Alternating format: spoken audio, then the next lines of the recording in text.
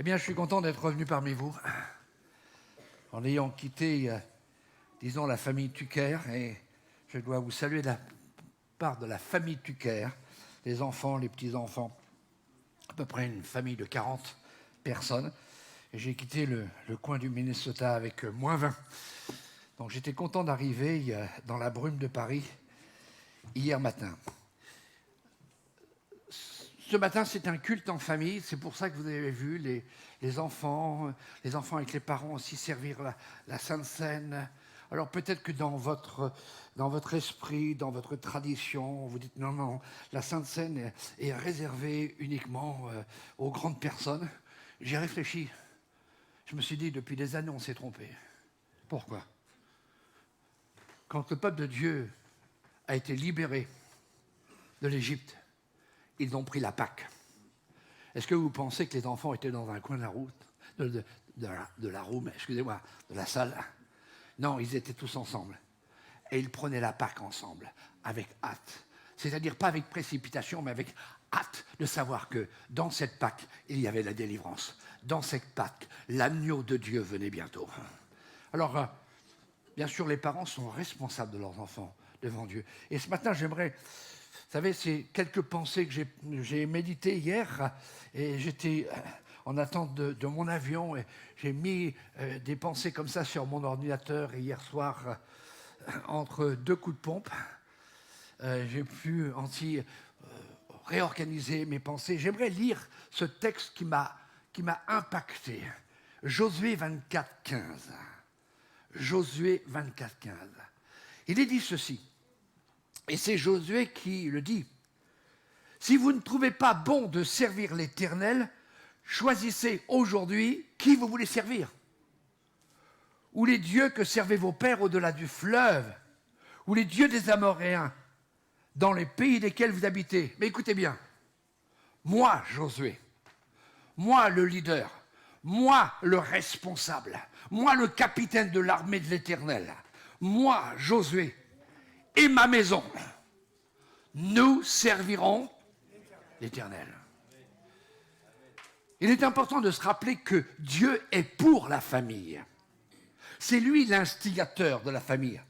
Il ne voulait pas que, lorsqu'il a créé l'homme, qu'il soit seul, mais il lui a donné une compagne, une aide, un soutien. Comme dirait ma fille quand elle était petite, et non pas une serviteuse, une esclave, mais une égale. Est-ce que les femmes peuvent dire amen? Tu es l'égal de l'homme. Tu n'es pas moins, tu n'es pas plus. Tu es l'égal. Et très souvent, lorsque on pense à la famille, on pense tout de suite aux soucis, aux inquiétudes, aux problèmes d'argent. Et puis concernant l'avenir de nos enfants, et on pense aussi aux contrariétés, aux divisions, aux disputes, aux chamailles. Mais cela n'a jamais été dans le plan de Dieu. Il a créé l'homme et la femme avec la puissance de procréer. Et il a toujours voulu que la famille soit dans l'unité. Est-ce que tu veux dire à haute voix « famille dans l'unité » ? Mais nous savons ce qui s'est passé. L'homme n'était plus à sa place en tant qu'homme, en tant que chef, responsable. Alors sa femme s'est laissée distraire, séduire. Et l'unité de la famille a basculé. Il y a eu, et il y a encore aujourd'hui, un grand crash. Et quand il y a un crash dans la famille, eh bien, c'est toujours ce qui s'est passé dans la Genèse. L'homme a commencé à blâmer Dieu, puis il a commencé à blâmer la femme, et la femme a blâmé le serpent. Et c'est ce qui malheureusement se passe dans toutes les familles. On se justifie, on s'excuse en blâmant l'autre. La femme, le mari, les enfants, et même les beaux-parents. Quand Dieu n'est plus au centre, il n'y a plus cet esprit d'humilité, de repentance. On ne reconnaît plus ses erreurs. Et de ce fait, les familles, les foyers sont fragilisés, car on laisse la place à l'ennemi qui vient pour déchirer, dérober, égorger, diviser et semer la panique. Au centre de la famille, ce n'est plus Dieu, mais c'est le moi, c'est l'égoïsme, c'est l'intérêt personnel. Ce centre divin qui est au centre de la famille, c'est un centre qui donne une protection, qui donne une bénédiction. Et cela a été négligé. Et encore aujourd'hui, cela est négligé. Et en pensant à notre culte en famille, j'ai pensé à ce texte fort, puissant, qui nous donne le secret du vrai bonheur. Et c'est le titre de mon message, c'est le secret. Servir Dieu en famille, c'est le secret du vrai bonheur. Malgré les différences de caractère, avez-vous remarqué que dans la famille, eh bien, déjà quand un homme et une femme se marient, il y a deux caractères qui se confrontent. Au début, vous vous en rendez pas compte. Elle est toute belle, Mélanie. Elle est extraordinaire. Et 6 mois après, Jonathan commence à se gratter les cheveux. Comment vais-je faire? Mais, c'est un chrétien. Avec Dieu, tout est possible. C'est elle qui a dit Amen. Mais il y a différentes caractères. Et puis voilà que la graine se met par cette puissance de procréation. Et voilà les enfants. Au début, tous les enfants, ce sont des anges. Mais quand les enfants commencent à grimper partout, à démonter partout, on se dit, comment je vais faire? Écoutez bien, la déclaration de Josué, c'est la clé indispensable pour l'harmonie dans la maison. C'est le successeur de Moïse qui, après bien des années de service auprès de Moïse, va faire une déclaration en face d'un peuple déchiré, un peuple soudoyé, un peuple manipulé, un peuple entêté, un peuple orgueilleux, un peuple soumis, influencé, manipulé par l'ennemi de la famille. Et cet ennemi attaque la famille parce que la famille, écoutez bien, ta famille, c'est une cellule importante de l'Église. Je répète, ta famille, ce que tu es ce matin, peut-être que tu es seul, peut-être que tes enfants ne sont pas autour de toi, peut-être que tes petits-enfants ne sont pas autour de toi, mais tu es dans la famille. Ta famille, toi et ta femme, si tu es avec ta femme, ou si tu es tout seul ce matin, tu es une cellule importante de l'Église. Je dis bien, tu es une cellule importante de l'Église. Dis, je suis une cellule importante de l'Église. Et le diable veut toujours attaquer l'Église. Et il va attaquer l'Église au travers de la famille, au travers de déchirements, au travers de vivre d'une façon incorrecte devant Dieu. Et Josué va nous révéler comment déjouer les plans de l'ennemi. C'est sa position en tant que responsable de famille. Il va dire « moi et ma maison ». Normalement, on nous apprend la politesse. La politesse, c'est les dames avant. On sauve les dames avant. On les jette à l'eau. On va voir si ça flotte. Normalement, on devrait dire ma maison ou ma femme et moi. Mais dans la parole de Dieu, la femme n'aura pas des comptes à rendre sur sa famille. C'est l'homme qui aura des comptes à rendre. Et Josué connaît les Écritures. Il a été, je ne sais plus combien d'années, au service, plus de 40 ans au service de Moïse. Et laissez-moi vous dire, même si Moïse était un homme qui a été révélé comme le plus patient, mais il avait un sacré caractère. Il était chaud bouillant. Et quelquefois, il se mettait en colère. Et Josué a été au service de cet homme. Puis, Dieu l'a appelé, Dieu l'a oint. Et Moïse est mort. Et il y avait une onction particulière. Et il a continué à vivre jusqu'à à peu près à la fin de sa vie. Il dira « moi et ma maison ». Moi et ma maison. Sous-entendu, peu importe ce qui se passe autour de nous, peu importe le mouvement de ce monde, peu importe s'ils ont choisi de faire ce qu'ils veulent, moi et ma maison. Moi et ma descendance. Et il parlait de ses enfants, de ses petits-enfants, de ses arrière-petits-enfants. Et je ne sais pas combien de degrés après, il dira « nous servirons l'Éternel ». Il prend les rênes de la vie de famille et se met en responsable pour dire « je fais le serment que moi et ma maison, nous allons respecter Dieu ». Ça veut dire « je fais tout mon possible pour influencer, pour conduire ma famille à servir Dieu, à honorer Dieu ». Je vais prendre la version préférée de mon fils, Mathias, LBDS, la Bible du Semeur, qui nous dit ceci. Quant à moi et ma famille, nous adorerons l'Éternel. En d'autres termes, je vais agir et obéir ce que Dieu dit. J'ouvre une parenthèse. Tu ne peux pas adorer le Seigneur, tu ne peux pas louer Dieu si tu n'obéis pas au Seigneur. Il dira, moi et ma maison, nous allons adorer, c'est-à-dire que nous allons nous coller à la parole de Dieu. Nous allons faire ce que Dieu dit. Nous allons faire ce qui plaît à Dieu. Josué, en d'autres termes, dira, et je le prends pour moi, mon premier ministère, et chacun ici, nous avons un ministère, nous avons un service. Mon premier ministère, c'est de servir Dieu dans ma famille. Dans ma famille.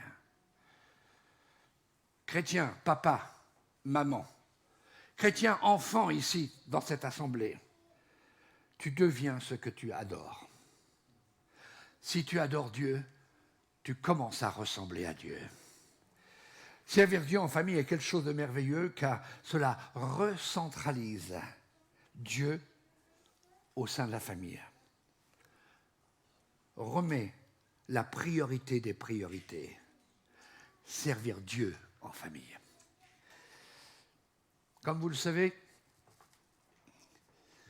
je me suis trouvé au service d'inhumation de Paul Tucker, participé à ce service d'1h30, et j'ai eu la responsabilité personnelle de conduire le service après au cimetière. Mais j'ai été étonné de voir sur cette plateforme, et durant 1h30, uniquement la famille de Paul Tucker conduire le service d'inhumation. C'était un service de joie, c'était un service d'adoration, c'était un service de rire, alors que la dépouille mortelle était là, dans un cercueil en bois. Et je voyais le fils diriger, chanter, adorer. Je voyais l'autre fils, qui s'appelle Paul, Junior, avec sa guitare, raconter des histoires que son père lui avait racontées. Et puis il amenait l'église à rire. Et après, j'ai vu les petits-enfants diriger l'église dans la louange, 1h30, parce que notre frère, notre ami, l'apôtre de cette église, Paul Tucker, avait dit, moi et ma maison, nous servirons l'Éternel. J'étais content d'être à côté de mon petit-fils. Et à un moment donné, on a chanté et je l'ai vu, il levait les mains. Ça veut dire que moi, j'ai implanté avec mon épouse des semences dans mes enfants. Et mes petits-enfants vont servir et ils servent le Seigneur. Peut-être que dans ton cœur, tu dis, ah, mes enfants ne sont pas à Dieu. Continue à servir le Seigneur au sein de ta famille. Mets la priorité des priorités et tu vas voir, durant ta vie, tes enfants, tes petits-enfants se convertir. Parce qu'il a dit, toi et ta maison, tu seras sauvés. Je crois en la parole de Dieu. Dieu doit retrouver sa place d'honneur dans la famille. Josué a décidé de conduire sa famille à vivre dans l'adoration, dans l'honneur qui est dû à Dieu. Quand Dieu est au centre entre le papa et la maman, entre les parents et les enfants, alors c'est une ambiance de paix, de joie et de bonheur. Mais Dieu tient responsable l'homme de la maison pour maintenir cet ordre. J'aimerais vous dire, servir Dieu, ce n'est pas uniquement dans l'église. Combien de familles vont à l'église, c'est le seul moyen pour eux qu'ils soient en contact avec Dieu. Mais il est important de reconsidérer la place de Dieu chaque jour à la maison. Je voudrais m'arrêter pendant quelques instants, quelques secondes sur le mot importance. L'importance de laisser l'amour de Dieu envahir chaque pièce de notre maison. L'amour de Dieu dans la cuisine. Et la cuisine n'est pas réservée uniquement aux femmes, et les femmes disent. L'amour de Dieu dans le KGB à balai, et ce n'est pas réservé uniquement aux femmes de balayer. Ma femme qui me regarde, je vais bientôt le voir à cheval sur un balai. L'importance de laisser la pureté et la sainteté de Dieu régner et imprégner chaque fibre, chaque endroit, chaque centimètre carré de votre maison. L'importance de lire la parole de Dieu ensemble, en maison, dans la maison, avec ta femme. Et quand tu lis quelque chose qui t'intéresse et que tes enfants sont là, tu leur partages. Parce que tu es le moyen par lequel Dieu veut parler aussi à tes enfants. Et puis, l'importance de prier avec son épouse, avec les enfants, avec les petits-enfants. Quel bonheur lorsque nous avons nos petits-enfants à la maison et le matin, ils sont là et quelquefois, ils arrivent de bonne heure ou quelquefois, On est là le matin, ils ont été là le vendredi soir et samedi matin, avec mon épouse, tous les matins, on a l'occasion de prier ensemble. Et ils sont là devant nous, ils jouent, et quelquefois ils regardent un peu la télé. Ah, je vais regarder ceci. Hop. Puis d'un seul coup, je dis, bon, maintenant on va prier. Immédiatement, les enfants viennent et nous donnent la main. Alors bien sûr, je ne leur fais pas la prière du psaume 119 en disant, tu pries pour maman parce qu'elle n'est pas gentille avec papa. Non, mais on prie simplement et on bénit nos petits-enfants. L'importance pour les parents de vivre une communion sans laisser les séparer. L'importance de vivre le pardon, et le papa doit être le premier à exercer le pardon. Non seulement pardonner aux enfants, pardonner à la femme, mais demander lui aussi pardon. Ne pas se coucher, ne pas laisser les enfants se coucher sur leur colère, dans la tristesse, même si tu as appliqué la parole de Dieu, mais de pratiquer ce que Jésus a commandé, afin que les nuits soient paisibles. Dieu au centre de la famille, c'est aussi celui qui guérit. La responsabilité de prier pour eux et avec les enfants pour une bonne santé, pour de bons résultats à l'école, dans leurs études, de prier pour leur avenir. Une autre petite pensée. Je ne vais pas être trop long ce matin, parce que je voudrais qu'on ait un temps bien particulier après. La présence centrale de Dieu, c'est égal protection rapprochée. Protection rapprochée. Si Dieu est au centre de ta maison, tes enfants peuvent prendre le car, peuvent prendre le métro, peuvent prendre le train pour aller dans leur université, dans leur travail. Sache que Dieu sera toujours près d'eux. Présence rapprochée.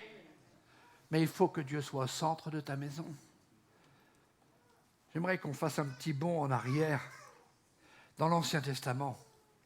Même si on a parlé de Josué, lorsque le peuple de Dieu était en esclave, en Égypte, en esclavage, et Dieu a envoyé Moïse pour le libérer, j'ai toujours été étonné de voir que lorsque les plaies ont été commandées par Moïse et au travers de Dieu, sont tombées sur l'Égypte, jugement de Dieu, à cause de l'endurcissement de Pharaon, savez-vous que ces plaies ne sont jamais tombées où habitaient les Hébreux ?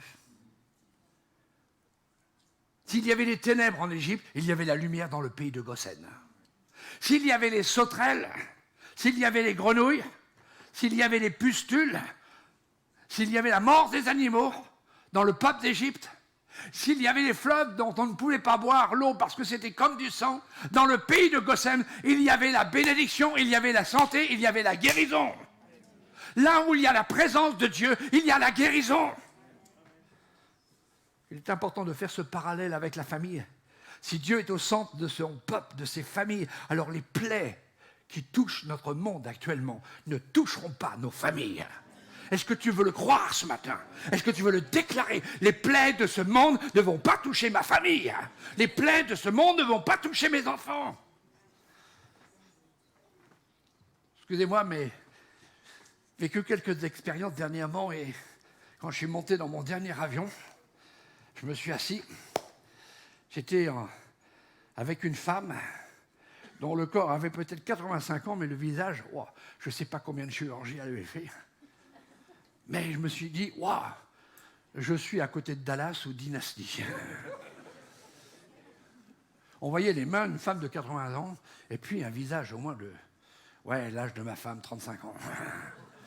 Sans ride, rien du tout. Puis à côté, il y avait un homme d'affaires. Je ne sais pas s'il était français, mais je me suis installé et je dis, Seigneur, je veux avoir une bonne nuit, et puis voilà. Et puis, d'un seul coup, alors que tout le monde faisait silence, on écoutait un petit peu, on regardait ce qui se passait, les normes de sécurité, et l'homme a commencé à... Et tout le monde a regardé. La psychose du virus. La psychose du virus. Et puis, à chaque fois qu'on voyait, il y avait des personnes qui avaient un masque. Ils ne jouaient pas à Zorro. La psychose. Est-ce que vous craignez la psychose en ce moment du virus? Il est dit que là où est Dieu, il n'y a pas la plaie. Dieu protège ta famille. Même si en sortant tu vas tousser, c'est peut-être parce que tu as du mal à avaler les paroles de Dieu. Ça te gratte. Mais j'aimerais dire que sur tous ceux qui sont ici et qui croient en Jésus, il n'y a aucune crainte à avoir. Il est dit dans la parole de Dieu qu'il y aura des plaies qui vont descendre sur la terre. Mais nous sommes dans le pays de Goshen. Nous sommes dans le pays où Dieu est au centre de notre famille. Je vais aller rapidement. Et puis lorsqu'ils ont commencé à marcher dans le désert, je ne sais pas si vous avez déjà marché dans le désert. Oui, il y a 2 semaines de cela, j'étais dans le désert de l'Arizona. Laissez-moi vous dire, c'est désert et c'est dangereux parce qu'il y a des serpents, il y a des scorpions et il y a aussi des petites plantes avec des épines qui peuvent faire éclater les pneus de 4x4. Eh bien, la Bible nous dit qu'ils ont marché pendant 40 ans dans le désert. Et parce que Dieu était là, ils n'ont pas souffert de la faim ni de la soif. Il y avait la manne, il y avait la viande. Ils n'ont pas souffert de la soif parce qu'il y avait le rocher qui les suivait. Rocher frappé du Père, Jésus, l'eau coulait du rocher. Et puis, il y a quelque chose d'extraordinaire. Alors là, ça va être extraordinaire parce que je crois qu'ici, en ce moment, tout le monde ici essaye de faire des économies. Non ? Vous voulez faire des économies? Écoutez bien. Ayez Dieu au centre de votre maison.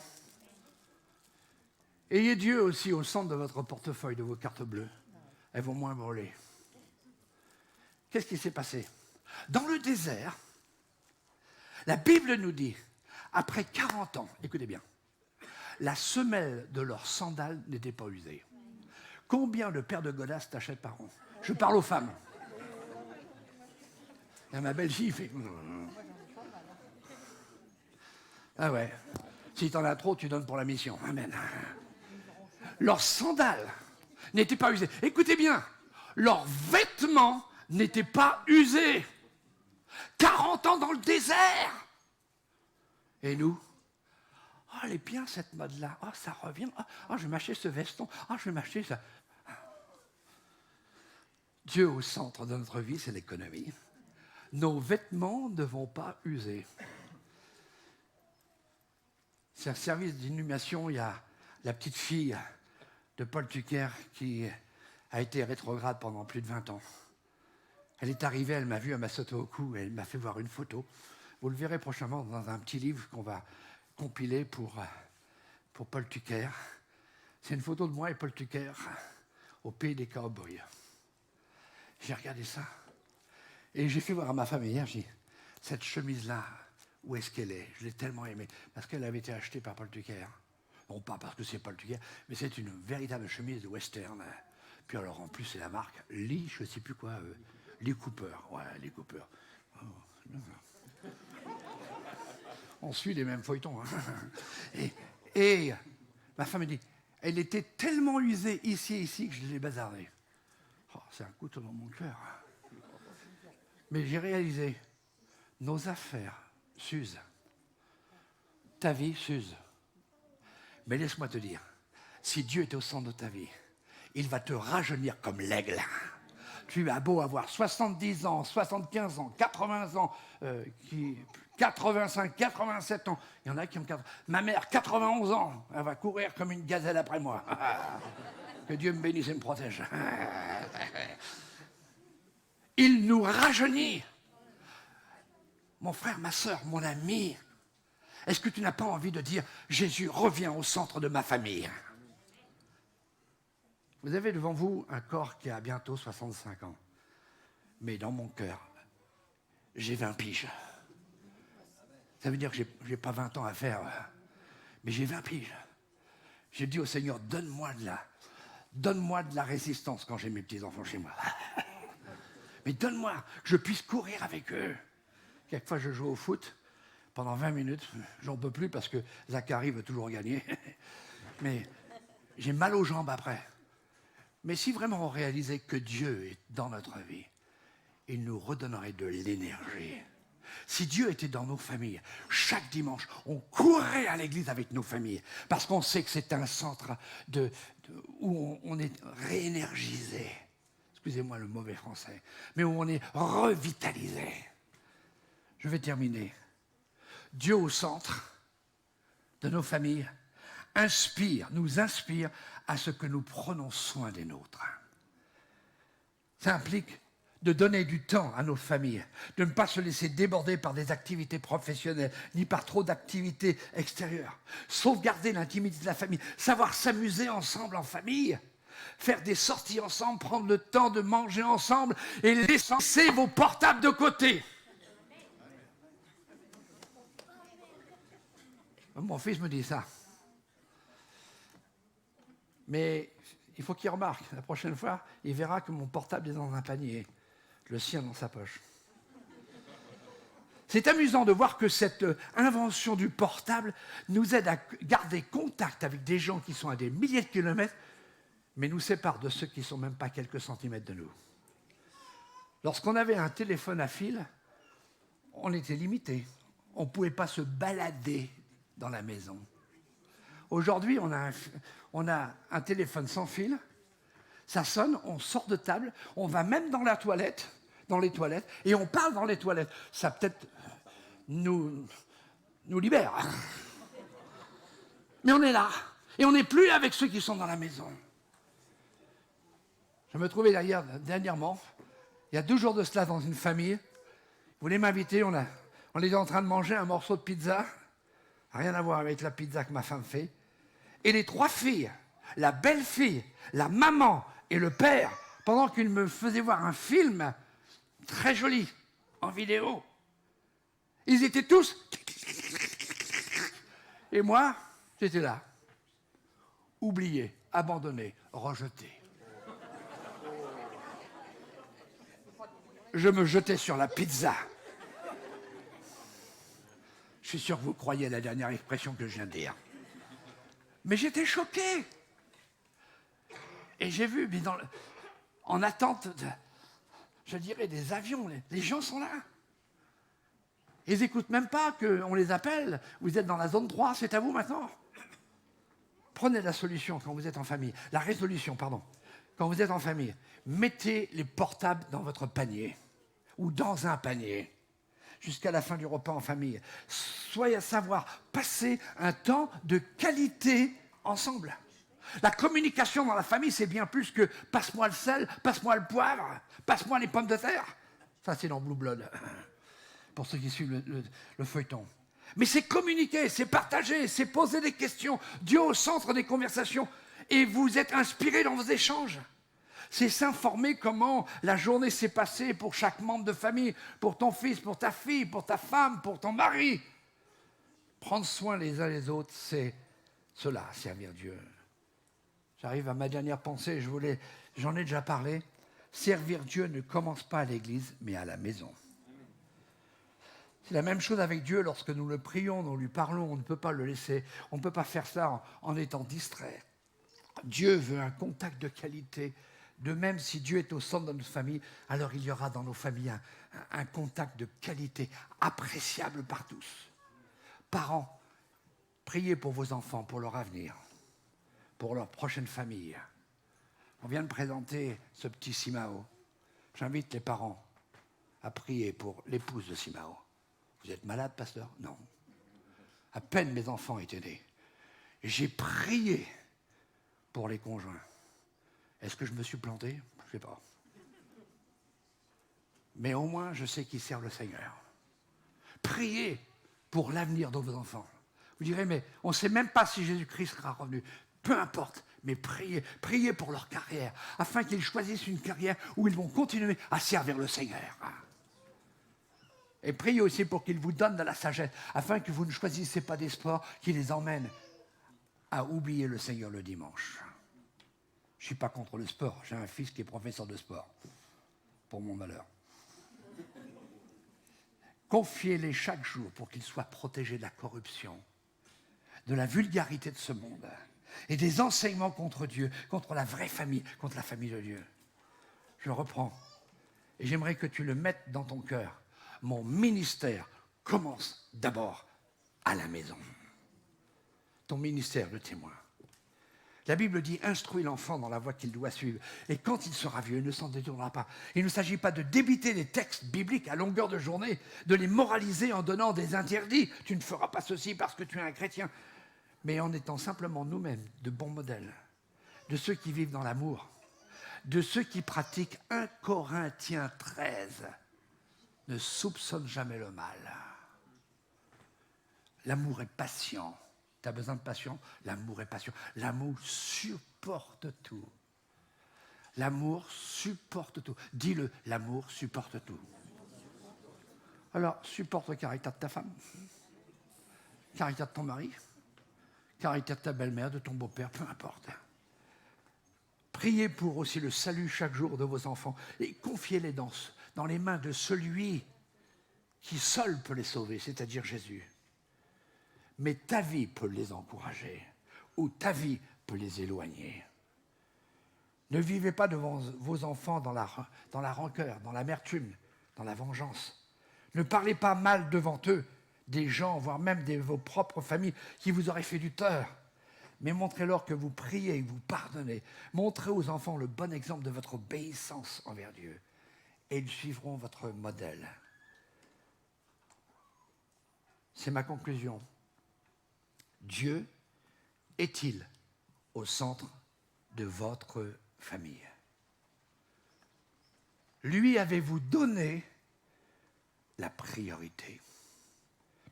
Et voulez-vous, dans ce culte en famille, demander à Jésus de revenir au centre de votre couple, au centre de votre famille? Êtes-vous prêt à prier en famille? Dans un instant, nous allons partager. Je laisserai Mathias diriger ce temps pour vous expliquer comment on va le faire. Mais d'avoir un temps avec vos enfants dans cette église, d'avoir un temps avec votre femme, avec votre mari, peut-être avec vos petits-enfants, avec vos parents, peut-être s'ils sont là, et de dire au Seigneur, fais de moi le mari dont ma femme a besoin. Fais de moi la femme dont le mari a besoin. Fais de moi un papa, une maman, un papy, une mamie dont mes enfants, mes petits-enfants ont besoin. En fin de compte, fais de moi un homme, une femme dont l'Église a besoin, la famille de Dieu, et dont Jésus pourra utiliser. C'est Jésus qui appelle. Êtes-vous prêts à faire cette prière? Je laisse la place à Mathias pour diriger ce temps de prière. Ça va peut-être bousculer un peu la fin de notre rencontre, mais je pense que c'est tellement important que les familles réunies ici prient ensemble. Que Dieu vous bénisse.